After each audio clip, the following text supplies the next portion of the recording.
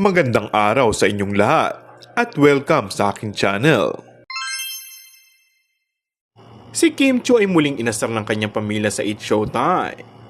Sa segment ng Tawag ng Tanghalan, nagkasundo sina Ryan Bang, Ogie Alcacid at Vong Navarro na batiin ni Kim ang kanyang mga kasama sa pagbibisikleta.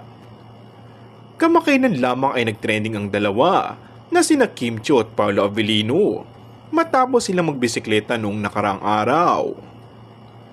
Ang kanilang pagsasama sa biking ay umani ng pansin dahil sa sobrang sweetness ng dalawa, kung saan kitang-kita pinaprioritize si Paolo si Kim upang masigurong ligtas ito habang nagbibisikleta. Habang nag-uusap ang grupo, sinabi ni Vong Navarro, "Baka may gusto kang kausapin sa camera, Kim." Agad na napatawa si Kim at tumingin sa camera upang batiin ang kanyang mga tagahanga.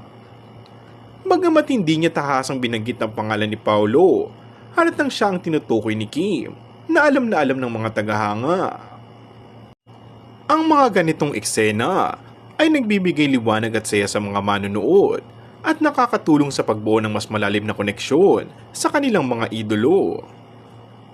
Maraming fans ang umaasa na makikita pa ang mas marami pang bonding moments sa hinaharap. Hindi lamang sa biking, kundi pati na rin sa ibang mga aktibidad. Ang mga ganitong eksena ay nagiging dahilan ng mas masayang panunood at nagdadala ng saya sa puso ng kanilang mga tagahanga, lalo na ang mga Kim Pao fans. Kung bago ka lang sa akin channel ay mag-subscribe at pindutin na rin ang notification bell. Maraming salamat!